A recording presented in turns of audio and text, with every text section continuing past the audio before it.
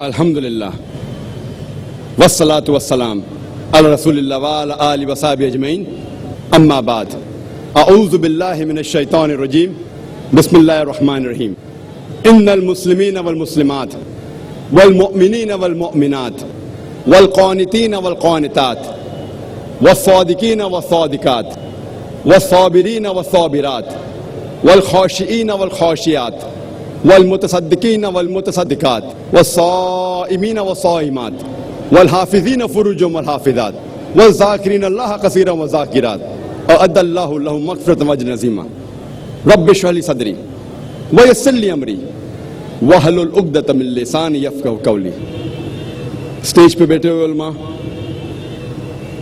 میرے محترم بزرگوں اور میرے عزیز بھائیوں اور بہنوں، میں آپ سب کا خیر مقدم کرتا ہوں اسلامک طریقے سے۔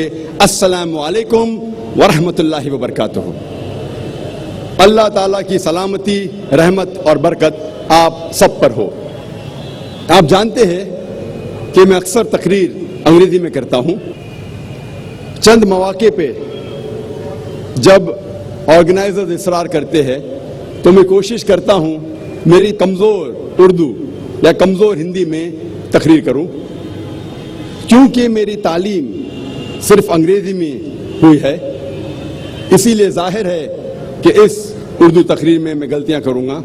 اسی لیے تقریر کے شروع میں ہی میں آپ سب سے ان غلطیوں کے لیے معذرت چاہتا ہوں اور امید کرتا ہوں کہ آپ میری ان غلطیوں کو نظر انداز کریں گے اور تقریر کے مواد، تقریر کے پیغام پر توجہ دیں گے۔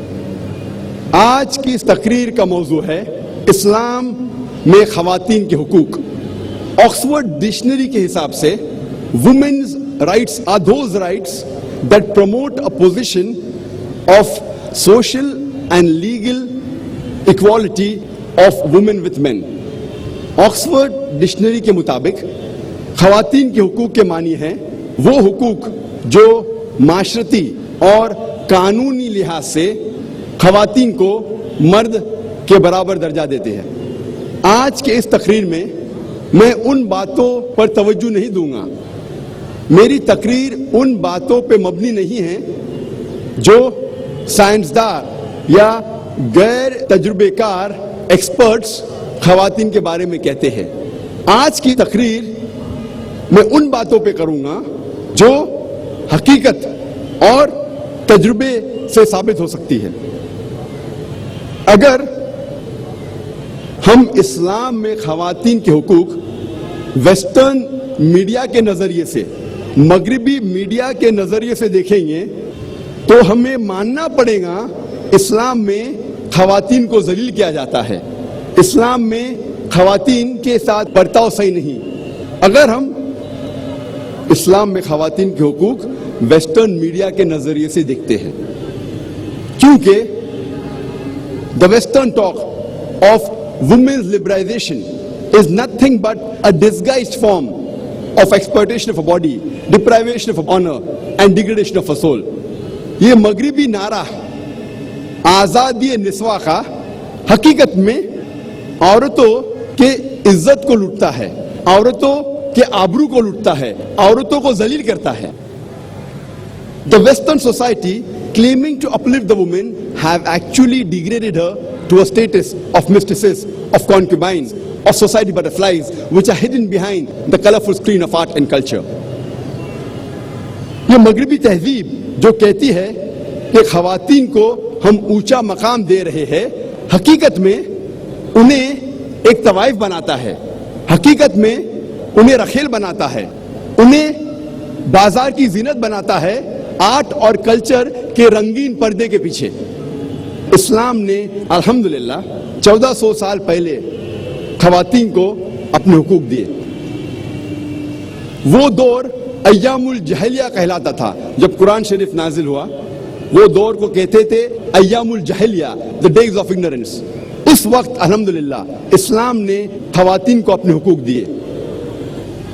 آج کی دنیا کی آبادی میں سے تقریباً 20 سے 25% مسلم ہیں اور کئی مختلف مسلم معاشرے ہیں، کچھ اسلام کے قریب ہے، کچھ اسلام سے دور ہے۔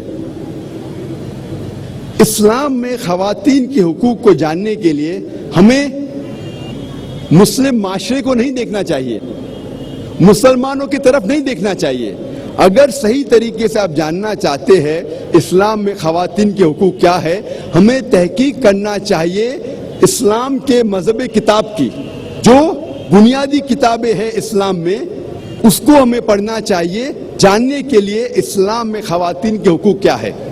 اسلام میں بنیادی کتابیں ہیں قرآن اور صحیح حدیث۔ قرآن اور صحیح حدیث کبھی بھی آپس میں نہیں ٹکرائیں گے۔ میں جانتا ہوں کہ اس موضوع پہ اسلام میں خواتین کے حقوق اکثر کئی بار علماؤں کا اختلاف ہے۔ اس کی وجہ ہے کیونکہ کئی بار ایک قرآن مجید کی آیت کو دیکھتے ہیں اور باقی سارے آیتوں کو نظر انداز کرتے ہیں۔ اگر قرآن مجید کو ایک ساتھ میں پڑھا جائے گا مکمل طور پہ تو جتنے بھی اختلاف ہے اکثر یہ اختلاف دور ہو جائیں گے۔ اگر کوئی دو تین رائے ہے تو صحیح رائے جاننے کے لیے ہمیں دیکھنا چاہیے صحیح حدیث میں اس کی تفسیر کیا ہے۔ اگر یہ اختیار کیا جائے تو انشاءاللہ جتنے بھی اختلاف ہے وہ مٹ جائیں گے۔ اسلام میں مرد اور عورت کا درجہ برابر ہے، لیکن برابر درجے کا مطلب یہ نہیں کہ عورت اور مرد ہو بہو ہے۔ عورت اور مرد کا درجہ اسلام میں برابر ہے، لیکن اس کا مطلب یہ نہیں کہ عورت اور مرد ہو بہو یکساں ہے، کیونکہ اللہ سبحانہ و تعالیٰ نے عورت اور مرد کو فزیولوجیکلی ڈفرنٹ بنایا ہے، بایولوجیکلی ڈفرنٹ بنایا ہے، سائیکولوجیکلی ڈفرنٹ بنایا ہے، فزیکلی ڈفرنٹ بنایا ہے۔ جسمانی طور پہ عورت اور مرد الگ ہے، ذہنی طور پہ الگ ہے، depending upon the make up. جس طریقے سے اللہ سبحانہ و تعالیٰ نے مرد اور عورت کو الگ طریقے سے بنایا ہے، اسی طریقے سے ان کا رول جو ہے وہ علیحدہ ہے، ڈفرنٹ ہے۔ آج کی اس تقریر اسلام میں خواتین کے حقوق کو میں نے 6 حصوں میں بانٹا ہے۔ اسلام میں خواتین کے روحانی حقوق، اسلام میں خواتین کے معاشی حقوق، اسلام میں خواتین کے معاشرتی حقوق، اسلام میں خواتین کے تعلیمی حقوق، اسلام میں خواتین کے قانونی حقوق اور اسلام میں خواتین کے سیاسی حقوق۔ ہم پہلے غور کریں گے اسلام میں خواتین کے روحانی حقوق پر۔ اکثر غیر مسلم کو یہ غلط فہمی ہے کہ اسلام میں جنت صرف مردوں کے لیے ہے، خواتین جنت میں جا ہی نہیں سکتے، ان کی یہ غلط فہمی ہے۔